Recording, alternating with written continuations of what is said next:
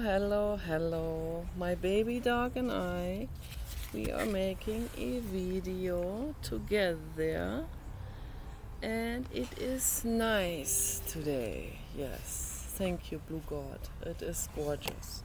It's a gorgeous day out here in the garden, and the sun is shining, and I have already been grounding over there by the ivy. Feels really good.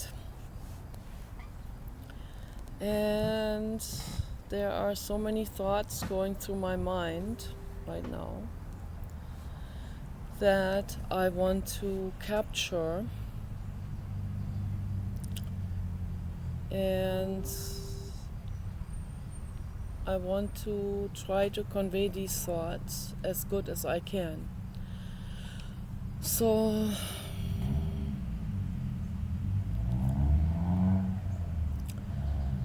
what I've been wanting to talk about is jealousy and how to deal with jealousy. Sri Krishnamurti talked to David Bohm about when there's a problem arising in the mind. He said one deals with it immediately. Okay.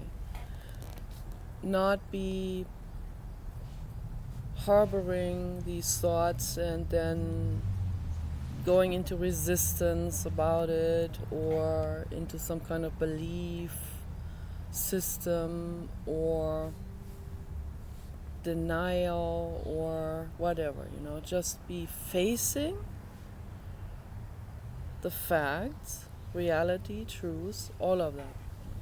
Facing the now moment, facing that what is in that moment, and not running away from it, and not drugging yourself, and not going into any kind of act out or something, or letting anything kind of acting it out, or like doing some kind of neurotic stuff with other people. Just don't completely leave other people out of it. Go into that feeling. So that's what he's talking about.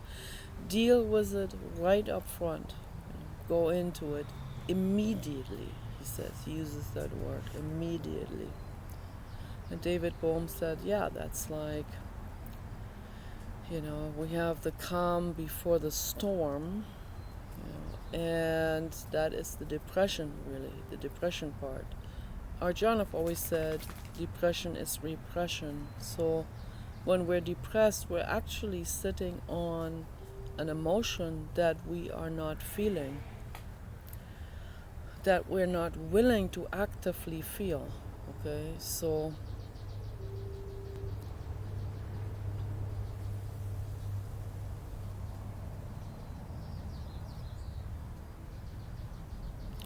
when we actively feel that feeling, we're no longer in depression or repression in that moment.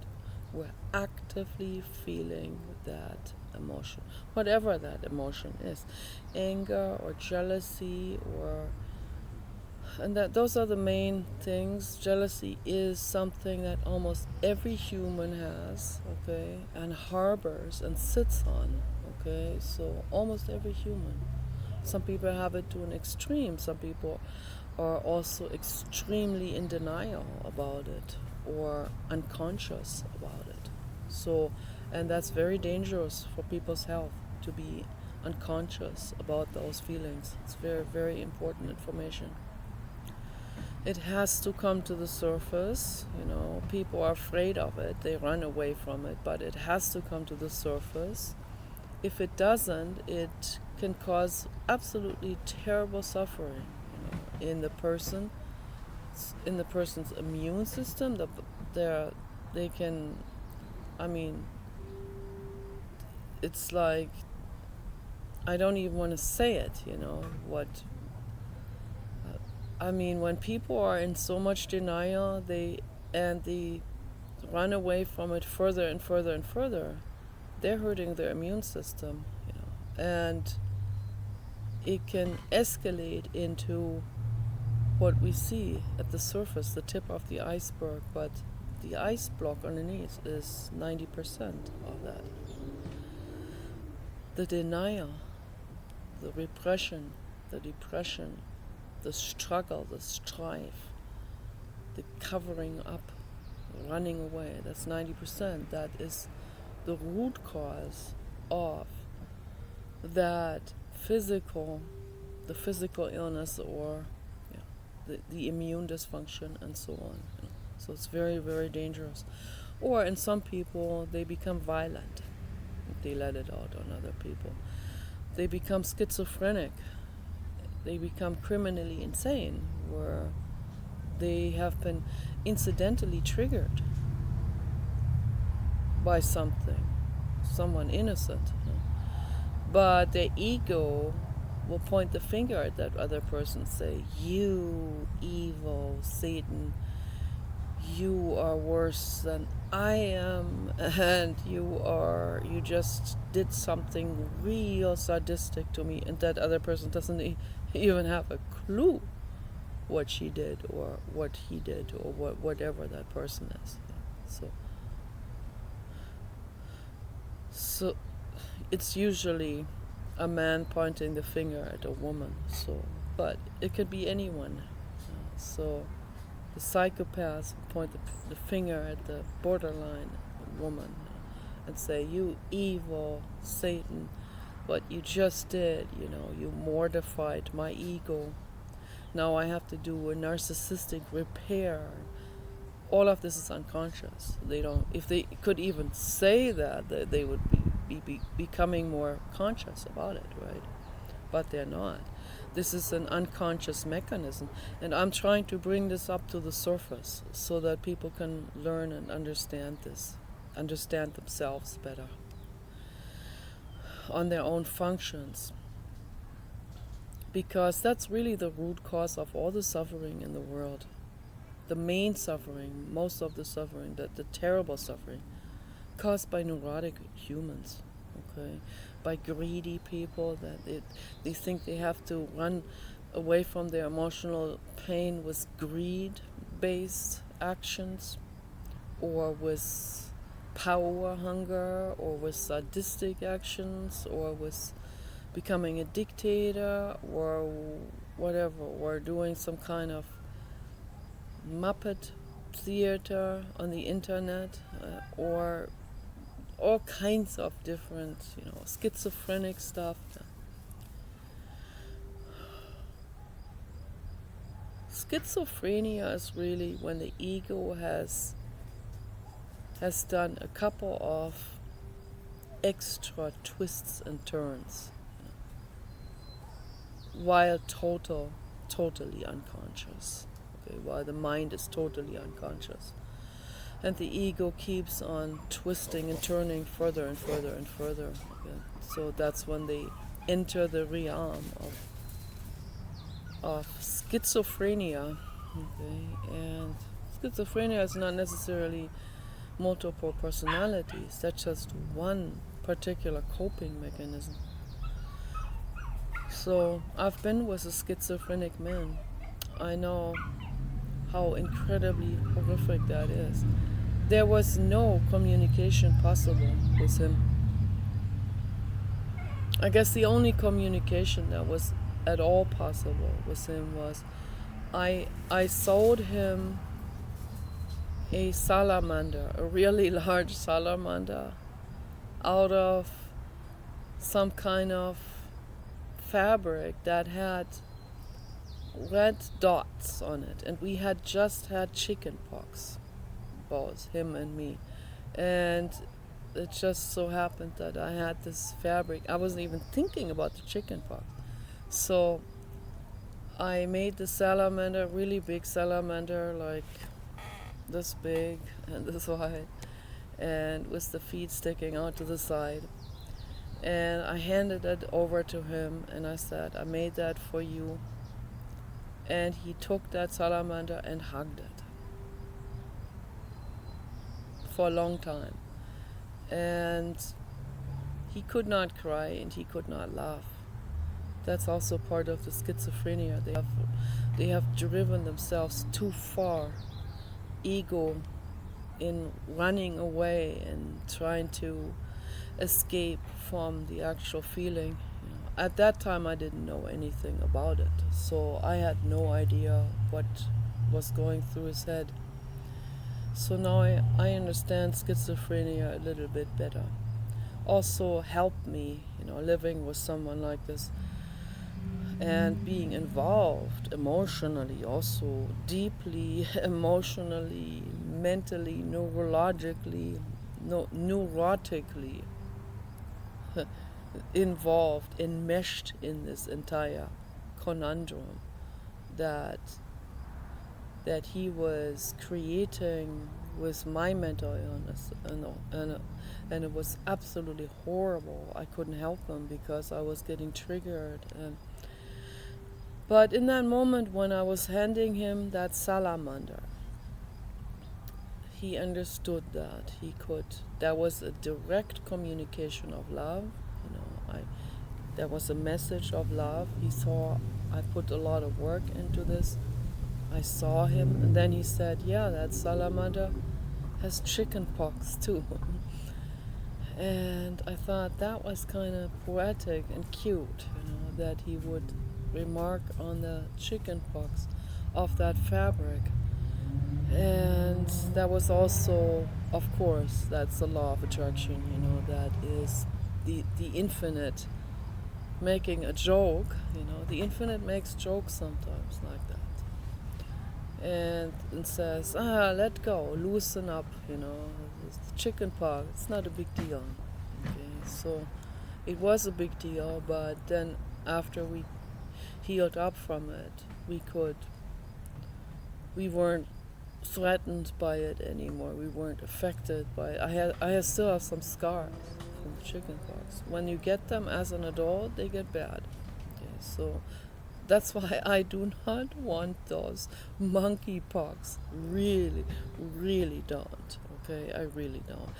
I have chickenpox antibodies in my system, but I don't know if they work as a key for the monkeypox. Probably not, right? So no, I don't want to get those monkeypox, and that's another reason why I would rather stay far away from other people and do social distancing. I don't want to take any risks with that. I really don't. That's just too much of a risk to take. And I also drink rhododendron tea and Camellia japonica tea, and they're wide spectrum antiviral, very, very potent herbal medicine. Okay, and I recommend that to other people as well. So, but this handing him the salamander that I sold, that was a direct gesture of love. So that's the only way I can really communicate with someone who is that far gone into mental illness and detached from the now and from reason and all of that, okay? Or any kind of introspection or insights. So that's why he couldn't cry or laugh. He said he didn't even have his eyes weren't even producing tears anymore. So his iris was kind of suffering, he said, from that, and he had to take what he called artificial tears, put that into his eyes. And he would always say, I can't laugh, I can't cry. I mean, really damaged, a really damaged person.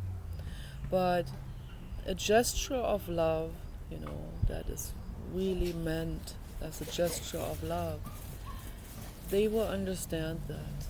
Okay? The very moment my neurosis kicks in, he is no longer receptive to what I say.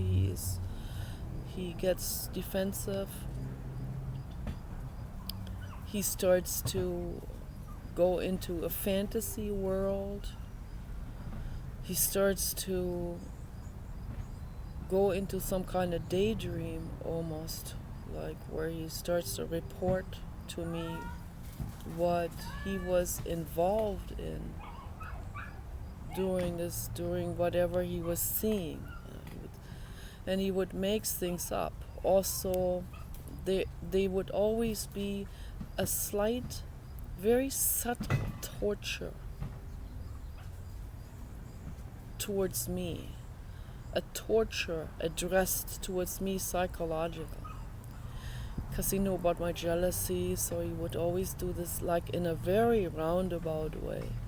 Like where there's no way I can say, you're torturing me, you're making me jealous. And he wouldn't even, he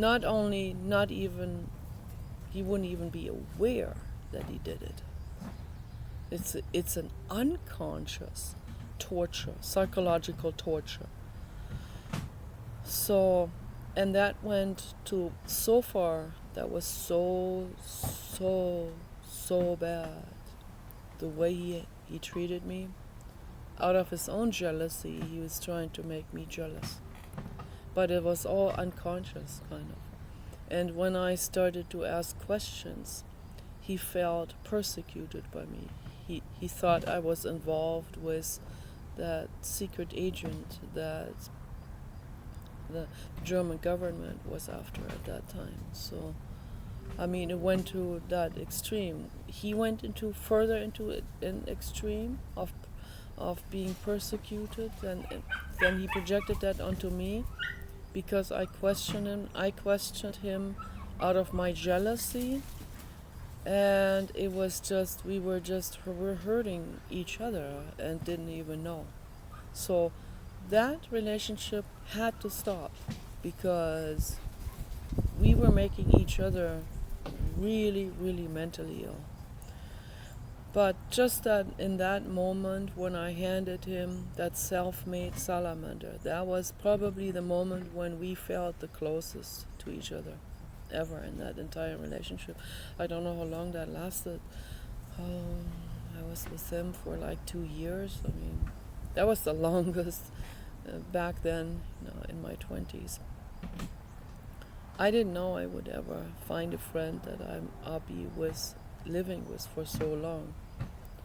But the actual relationship with Paul, the physical part, that lasted for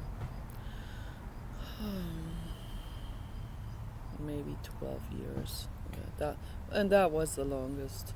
That was the longest physical relationship I ever had with a man. And that didn't work out either. But at least we're friends, and at least he's down to earth, and he uses reason, and he falls asleep relatively fast. And I believe the reason why is because he sleeps with the dog, and the dog makes him fall asleep fast. But he also fell asleep fast in between the dogs too. I noticed that too.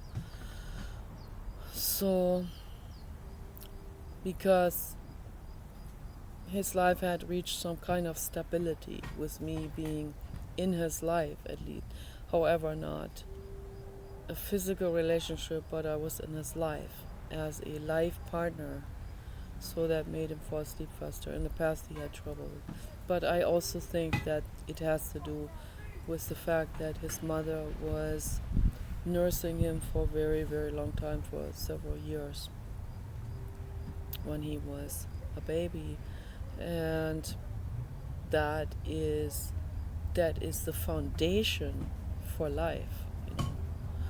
My mother tried to nurse me, and there was not even very much milk coming out, and she was also very skinny, and then she quit doing that, and she gave me a bottle with a mixture of condensed milk and water mixture, I guess, something like this. And to this day I love the taste of that. So I was conditioned basically to like this. The baby dog likes popcorn. I believe that whoever had him in the beginning, they must have fed him a bunch of popcorn, and he eats about everything. He even eats flies. So, and he was very thin when we got him. So he probably had to eat all kinds of things in order to make it through this first year and a half of his life. Really horrific suffering in the world. At least we got to rescue one. Okay, so that's very, very good. And he is really fattening up now, so that's really good. So there are many different escape mechanisms. Schizophrenia is one that is very unconscious. Cluster B is more conscious than schizophrenia. The criminal behavior, the lying, the deliberate deceiving of other people. It's some kind of power game.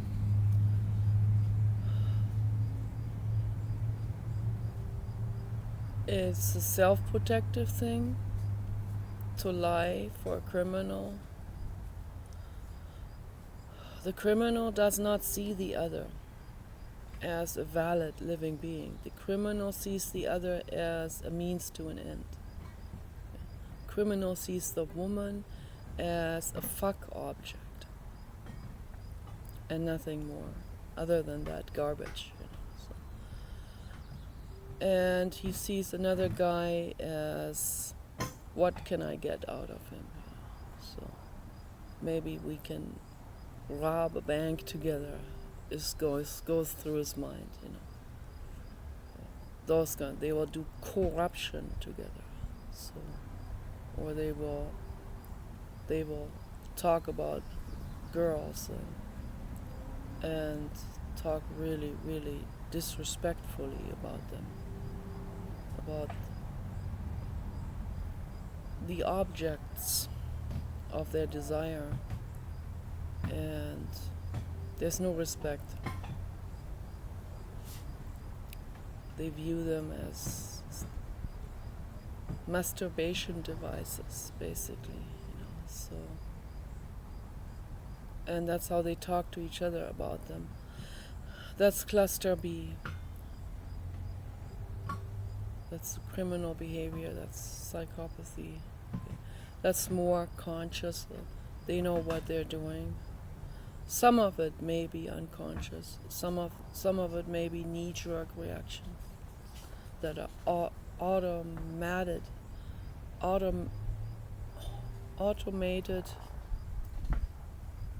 reactions to some kind of situation in their lives, like fight or flight,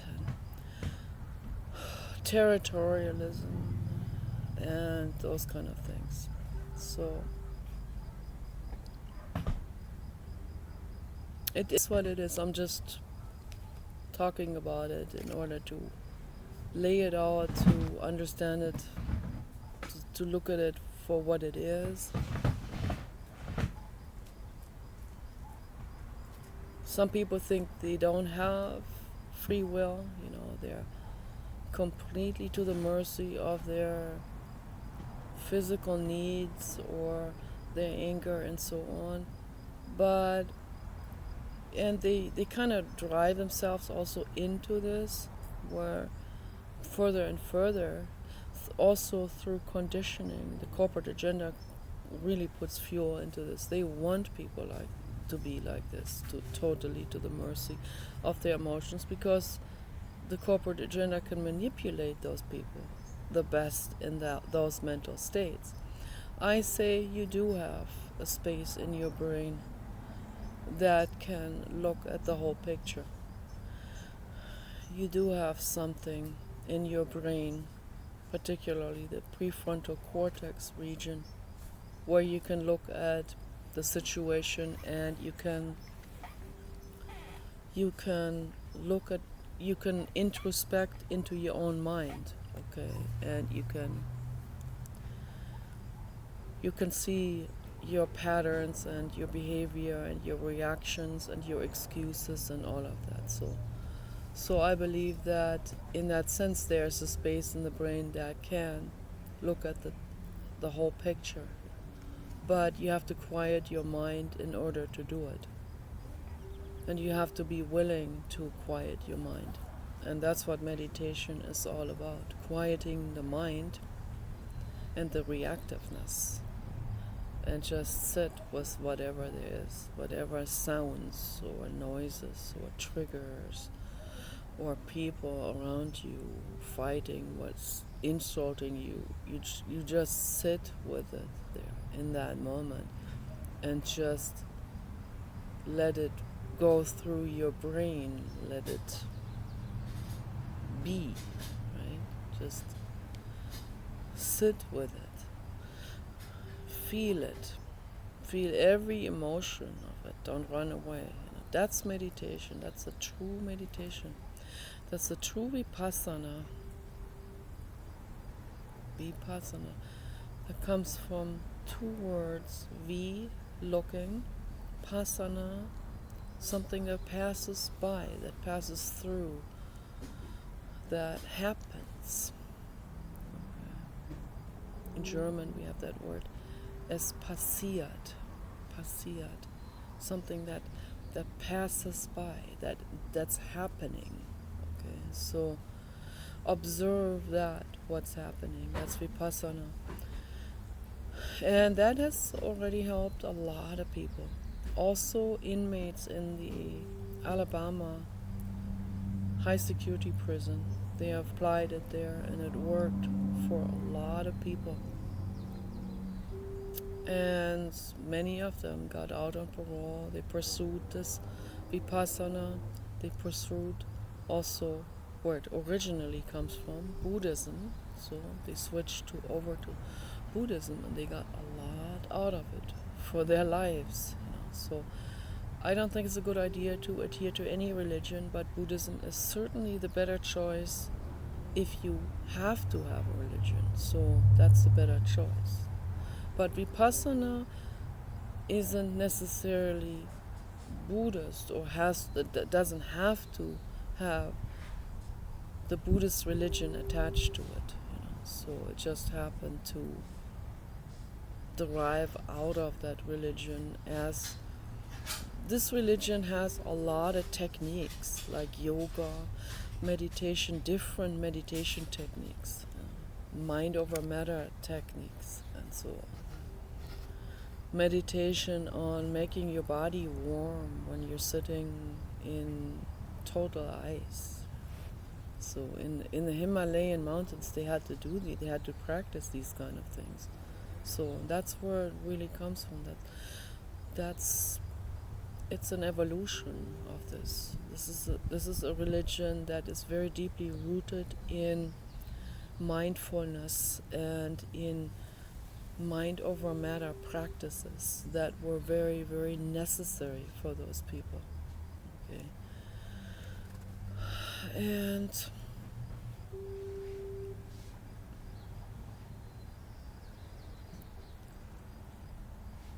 so these actual stories about the Buddha, those are fairy tale stories. Those are telltale stories that have been blown out of proportion, that have been twisted. And so the actual Gautama Buddha was a regular person. His soul was the infinite cosmos. And he was a prince, and he grew up sheltered and all of that. And because of his soul, of what his soul was, the infinite cosmos, he had to get out of that sheltered environment because he wanted to explore. That was the only way to touch that, what he saw outside of his family compound. The suffering and the dying people and the illnesses and all of these things, the hunger. So he wanted to explore that firsthand. He wanted to really touch that and feel it and see what it's like. And he did. He went through all of these types of situations deliberately and almost died. And then he knew when he had to stop. So, like a fakir, who sits on needles, he's done all of these kind of things. All of these extreme physical hardship exposures in order to understand it, what it feels like, and to test the limitations of a human body, and to test mind over matter.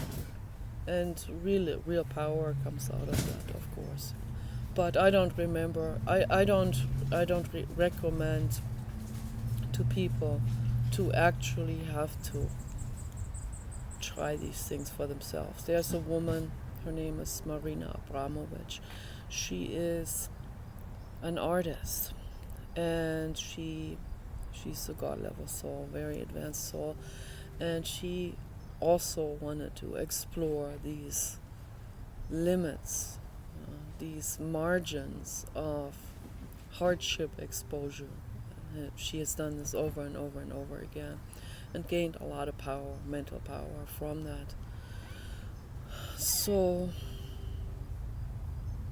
and she's helping people, really helping people. She has some kind of therapy program that she does where she's helping people to go not with those kind of exposures, but to do very extreme mindfulness exercises, things that also have been practiced in Japan, like sorting out rice grains and stuff like this. She does with people, and they really quiet their minds with that, and she's really helping people with that tremendously. My favorite, one of her art performances, is called The Artist is Present. That was an art performance she did in New York at, I believe that was the Modern Art, MoCA Modern Art Museum in New York City, and she was already so famous at that time that people were camping on the street, standing in line for a week in order to get in and be able to sit in front of the artist. Everyone wanted to be part of that experiment, this art performance. So she was sitting there in some kind of really long gown and on some kind of toilet chair or something where she could empty her bladder, because otherwise that would be impossible. Right? But people couldn't see it because she had the gown over it. So she wasn't leaving that chair for 8 hours or something like this. So nobody else could possibly do it. You sit on a hard wooden chair for 8 hours straight, not drink anything, and not get up, not do anything. Just sit on that chair. That was hardcore. She did that every day for months. And all these people wanted to. They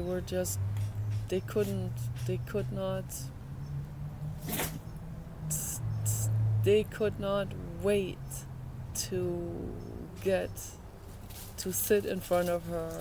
And so she had this chair in front of her. First they had the table in between, and that wasn't working very well. That was kind of like an obstacle. So she had that table removed, and then they were just sitting in front of each other. Total strangers would come and sit in front of her and look her in the eyes. That was the key, like they were sitting there looking her in the eyes. And that was so much like primal therapy. That was so much like Vipassana meditation. That was so much like what Jiddu Krishnamurti was talking about. The artist is present in the sense of being there for whoever comes in, but also present in the present moment, quieting the mind, and I am there with that present moment in this meditation. So, in an all-around true sense, the artist is present. And there was a little black boy of 4 or 5 years, and he read an advanced soul too. And he said to his mother, "I must sit there in front of this artist." And the mother was kind of really amused by that. Didn't expect that. And so that's, you can see the older soul. You can detect that very early on in children, when there's an older soul residing in there. So, and he ran up to that chair, climbed onto the chair, sat in front of her, looked her in the eyes. He was deeply touched by her, deeply touched. And then when he was getting tired, sitting there, children have much less attention, of course. I don't know for how long he sat there, maybe 5 minutes or so, looked her in the eyes, was touched by her. Then he got up, ran back to his mother, and he said, "That was a great experience." That was really nice. And other people, there were Asian women that sat in front of her, looking her in the eyes. They were very, very in their heads. And suddenly, after looking her in the eyes for a while, this was all recorded, I only got to see a couple of those encounters in the documentary film. I wished I could see the entire footage. I would be really interested to see every single interaction that she had with every single person, including the mean fundamentalist lady who came in there. So I don't think they showed that. No, they did not show her. So, but yeah, and the mean fundamentalist lady, she was completely locked up on the inside, so she was not open. She went there for a totally different reason. She went there to troll. Because Marina Abramovich has been slandered so severely by the corporate agenda. They have slandered her as much as they slandered Ellen DeGeneres and Hillary Clinton, and probably worse. So people totally misunderstand her and her work. And with the slander, they misunderstand her even more. But the fundamentalist lady left there, and it's a pity she left there and never opened herself up to this opportunity, to this interaction, to this honest, peaceful, loving, eye level, looking into each other's eyes. And she made Marina Abramovich cry. Marina sat there just looking at her, not saying anything, as the lady was yapping away with insults, and just had tears running down her cheeks. That's all she had. Okay. And then finally the troll left. But there were some Asian women, they were very in their heads. Before they got onto that chair, they were still on their phone and typing away and this and that and talking. And finally they sat there,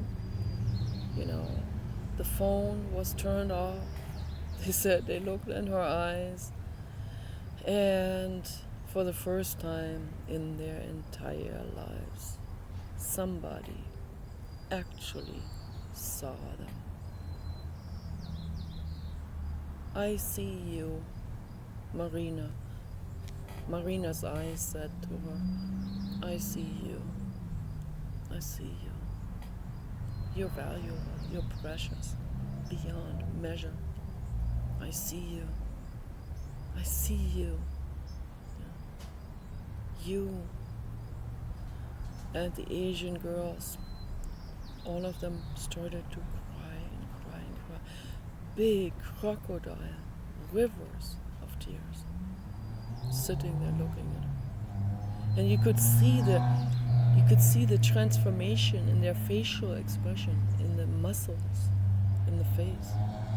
They went from techno in the head, like it went like, I'm trying to recapture. They were like this. Hmm, hmm, uh-huh. Oh, oh my gosh. Someone sees me. Oh my gosh. Oh my gosh. Like this.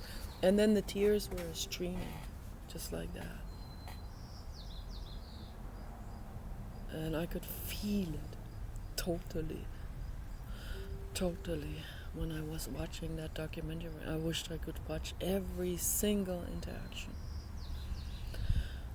Too bad they only had a few people. Because no, this was much more than an art performance. This was therapy. This was real love. This was amazing. Absolutely amazing. Totally. So, we live in this world where, not because of technology, but that has been going on with the detachment and being in their heads, and propaganda from the corporate agenda, making it worse, and not really having a connection to each other. Each family member is on the phone. People are not interacting with each other anymore. Children don't feel seen. They don't feel heard. Mommy, mommy, I'm lonely. I need to play with you. Go away. Don't you see I'm busy? My mother said to me when I was a child. I hung my head down. I went back into my room. And I just sat there on the floor with this feeling of bleakness. Nobody there to hear me, feel me, or see me. It's a deep wound, deep, deep wound. And that deep wound later on becomes perpetuated by the corporate agenda, throwing the Hollywood fuel into our own wounds, making someone a star, making that star into like he or she is seen, famous, and you are just the admirer. That's a huge extra fuel into that pain that we already have. Yeah, I'm just the bystander. I'm just the audience. I'm just one of the audience. It's insignificant, and that ties into that pain. Mommy, play with me. I don't have time. Go away, Horrible. Okay, it's absolutely horrible. So I wanted to briefly talk about something that I have been thinking about, and there's so many things going through my mind. I would have to actually, I wake up and I have things that I need to talk about in the video.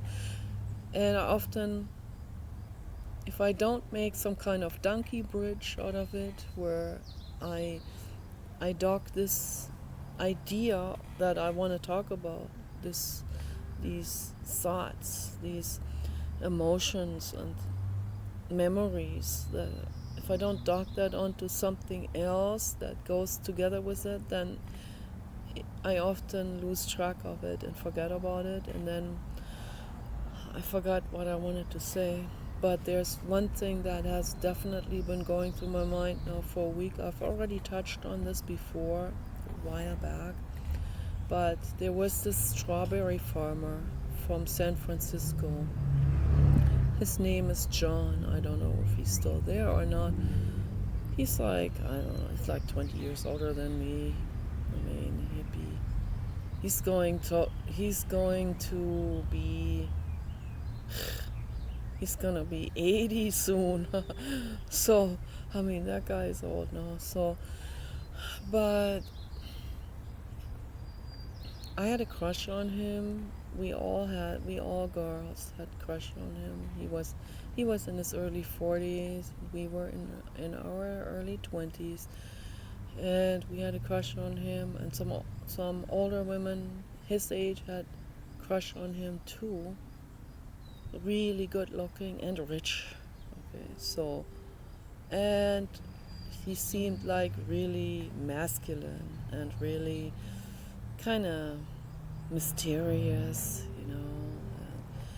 So we all wanted to go to dinner with him and all of that.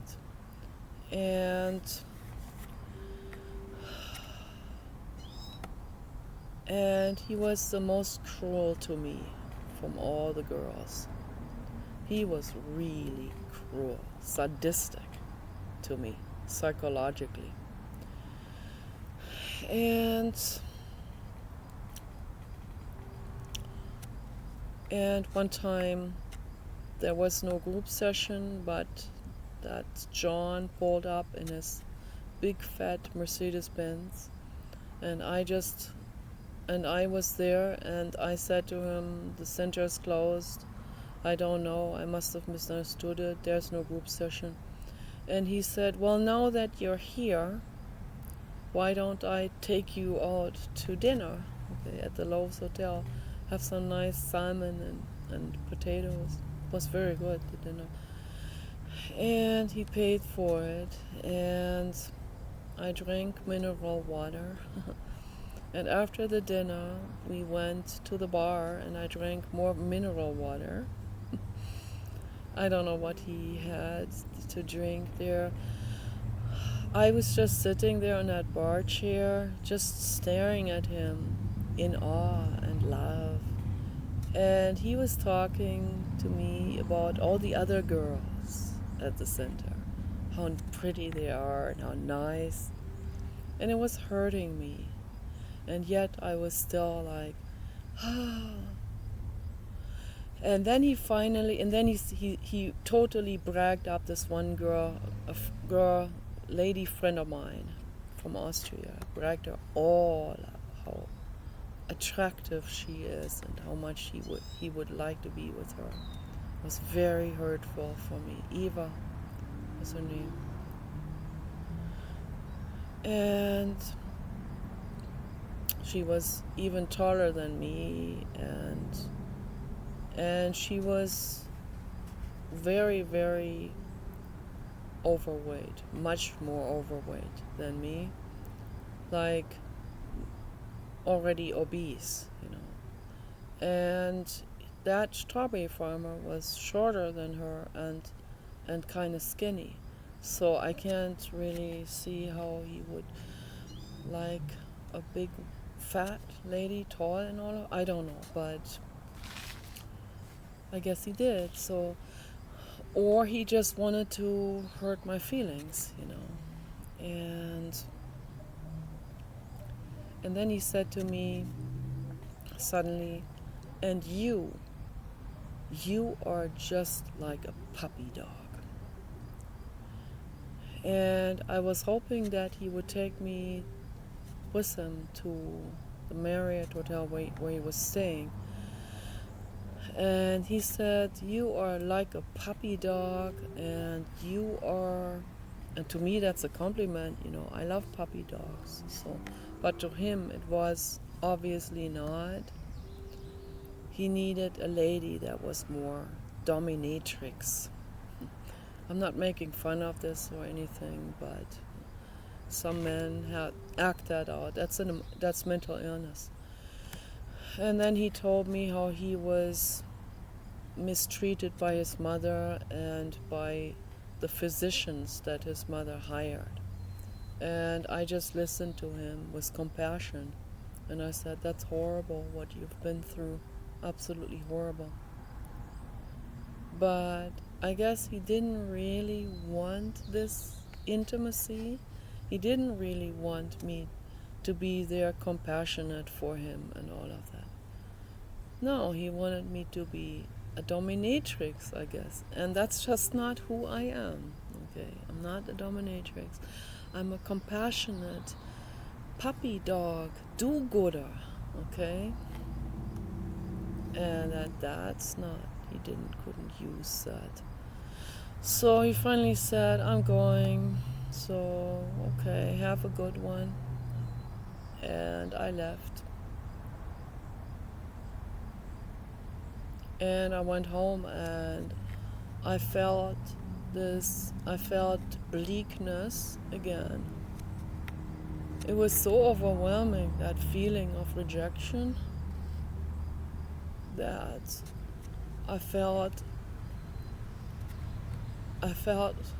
unwanted. I felt unlovable. I felt like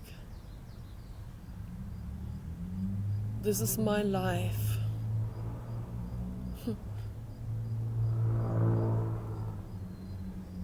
I'm not wanted by anyone. I'm a never have a sugar daddy who takes care of me. And I want that so much, you know. And then I thought it must be because I'm ugly. Or I felt puny. It's a real horrible pain. Horrible pain. I was so overwhelmed with all of that, with that jealousy. It was almost unconscious. Much of it was quite unconscious, actually. When it's unconscious, it's the worst. And then I saw him again at the group sessions, group therapy at the center. And he was so innocent. He was never feeling anything. He was acting out sadistically. People who are in that kind of act out, how can they get in touch with their feelings, you know, when they're in that mental state of sadistic snickers and stuff like that? They can't. They're in the troll mode. They can't. And I was there. I greeted him. And one time I was just depressed, and as I always was. And he came up to me and he said, "So how are you doing?" And I don't know. I said, "I guess I have depression and I'm suffering." And then he said, "I do not feel sorry for you." And I thought, what's that all about? No, it's like, why even say something so mean, right? What's the point in all of this? And then he went on flirting with the other girls there. There was one woman from Germany. She wanted nothing to do with him, and that intrigued him. You know, so as soon as there's a woman who wants nothing to do with him, then he's like, "Oh, let me check her out." And she wasn't even very pretty, but because she didn't want him, and she was there with her boyfriend from Germany, and she was kind of mean to him, she talked in German to him, and she said, "Ich spreche immer noch kein Englisch," which means I still don't speak English. And she was kind of really abrasive with him, and that energy pattern, even though he didn't understand what she was saying, he was really into that. And particularly flirting with her in front of her boyfriend and in front of me, knowing that I'm this puppy dog, like drooling over him, you know, and infinitely heartbreaking and sad. I mean, I could have made him really happy, you know, I really could have. I had much more to offer than any of the other women, much more boobs and butt, okay, and kindness and baby skin and all of that. And yet, I was a puppy dog, I was a do-gooder, I was too good for him. That happened also before. Once in Germany, a guy said to me, "You're too good for me. You're too kind." And I thought, what do you mean? And then I realized he wants a bitch. He wants a woman who is abrasive and mean to him and emotionally unavailable, because that's what his mother was. So he wants to act it out, thinking that's the deal. When they are unconscious, that's what they do. John and I could have had a real hot, amazing physical love with each other. I would have wanted this baby. We could have been happy, but I was too good. I could have been his queen, the pleasure was the body and the abundant body that I had to offer to him, and he rejected me because I'm too kind and needy and puppy dog. So heartbreaking.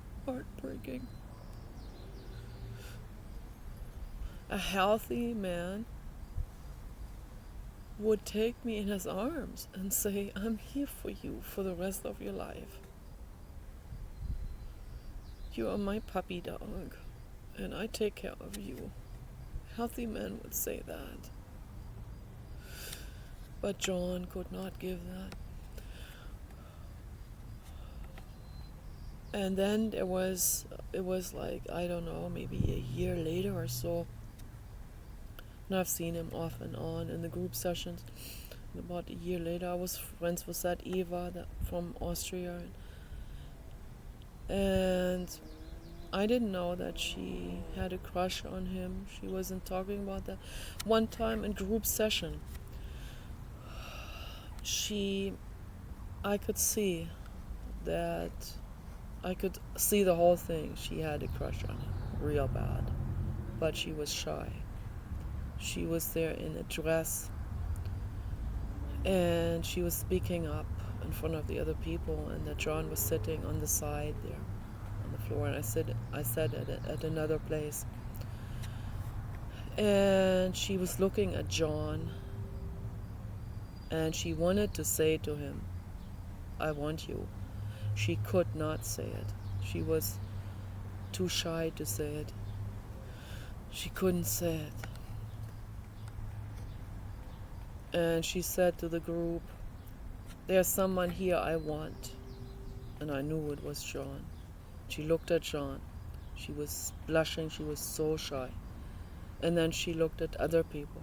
And then she looked at our friend Francis, who a bit older, about John's age, 20 years older than we were. And she said to Francis, "I like you, I want you." And she was not even, Eva was not even bisexual. She was fully straight like me. And I knew exactly what she was doing. She was ashamed of wanting John, and she could not say it. So she said it to Francis in order to not feel shame in front of the group. And then Francis said, "So what do you want me to do?" And then she gave her a hug, and "Oh, that's all I needed." No, that's not what she needed. She needed John. And in the moment she was looking at John, and I totally understood what was happening here, that she wanted John, and I knew John wanted her. At least he told me. I should have stepped up, and I should have said, John, Eva, you like each other. So, Eva, John told me he likes you. And I can clearly see that you like him. I should have done that for them. I should have done that matchmaking. Because they were already an energetic match. Okay. And then Eva could have been happy.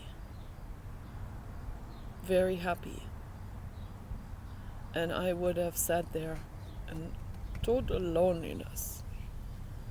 And I guess that was so frightening to me. It was also unconscious. It was so frightening for me to help them with that, which I could have. It wasn't like, I have power over them. That's not what it was. It was so frightening for me to bring them together, and I was so frightened of that extreme jealousy.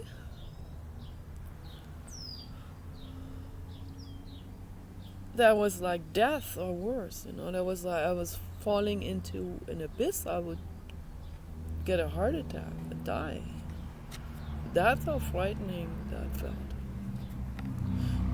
So I did not say anything the whole time there. I just sat there with my depression, and I knew what was going on.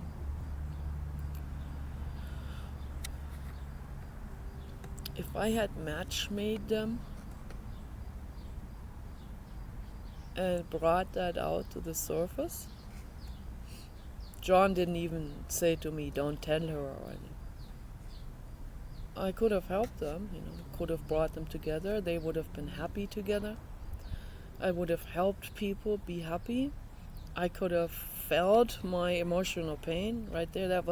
That's what this therapy program was for me to go into my pain and feel it, right?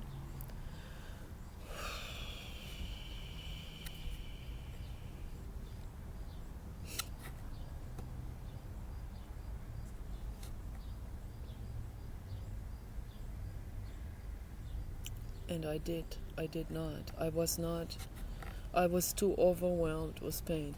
So when I see other people being overwhelmed with pain, emotional pain, and they're in their act outs and so on, ultimately, when I look at that from the sky perspective, I don't judge you. I don't. If you're unconscious, if you're acting out, if you're in your anger, or if you're avoiding things, or if you don't say what you feel, ultimately looking at it from the sky perspective, I don't judge you. I know that I have been in those mental states myself, where I was very unconscious and where I was absolutely terrified of saying something. And I guess I was also very terrified of saying to John, I want you. I was very terrified of that. Today I'm not anymore. But at that time I was. I was terrified of further rejection. So, and that's really tragic, because then we really suffer if we at least take up the courage and say, I want you. Okay, this is where I'm standing right now. This is what I feel. Take me or leave me, I want you. But I wanted to share that with you. Okay? What you do with that is totally up to you. You can turn me down, okay, and that's what I would do today in a situation like that. Even without the Therapy Help Center to protect me, to help me through this, all by myself, I would say that to a man. I want you, how do you feel about it? I've said it before to someone I was friends with and had long philosophical conversations. And I fell in love with him because we had these really long philosophical conversations. Dionysus was his channel on YouTube. But he was really into drugs and I wasn't, so that would have been a problem. But I told him how I felt. I said, I fell in love with you because, of these philosophical conversations that we had together, and he was also my type, like the big Latino. He was studying at the university in Kentucky. He was studying philosophy, and he was studying Nietzsche and Foucault. And I was really, really amazed and happy that I found someone like that, who was that passionate about philosophy. And I thought, before I go on too long, and suffer with this, I'm going to say it to him. I'm in love with you. How do you feel about me? And he said, I'm sorry, I'm not in love with you, but I like you as a friend. And I said, okay, that's cool. Let's be friends, because it was important for me to just at least get that out onto the table. And then after he said that with friends and all of that, then I could accept that also. I totally accepted what he said and was okay with it. And I thanked him for these conversations, because they helped me through a very severe panic attack in 2012 that went on. Actually, it was in October 2012 through December, and then once we started the new year, I knew that Armageddon didn't happen, and as predicted, and I had that panic attack also because people were talking about this Armageddon thing, and I started to get paranoid about it. But that was a year of extreme animal rights activism and seeing extreme suffering. That was a year when the Bureau of Land Management started to round up wild horses in Reno, and I had given wild horses an apple, and I'd bonded with them, and they were my babies. And seeing that what the government was doing under Barack Obama, rounding up the wild horses and selling them to butcher, and having them in real close, confined, crammed in enclosure where they were jumping up and down, trying to get out of that enclosure, and they were keeping them there for weeks. What a horror. What a horror for those wild horses. And other horrific things, the puppy doe case. And at that time I was still watching horror movies. So all of that, and Paul hollering at me all the time, yelling at me, all of that. We had Kenny at that time. Kenny saved my life too, of course. The albino Great Dane.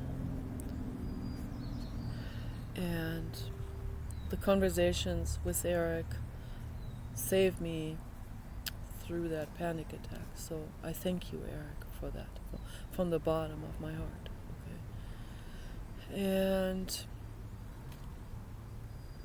And I'm grateful that I'm no longer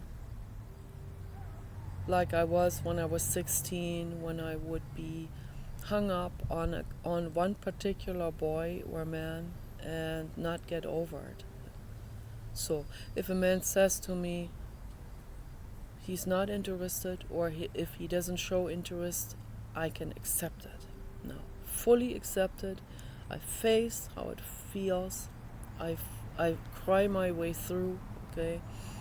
And today I would match make people, and if I see them happy together, okay, I say, good for you. I'm happy for you. Okay. Peace and love.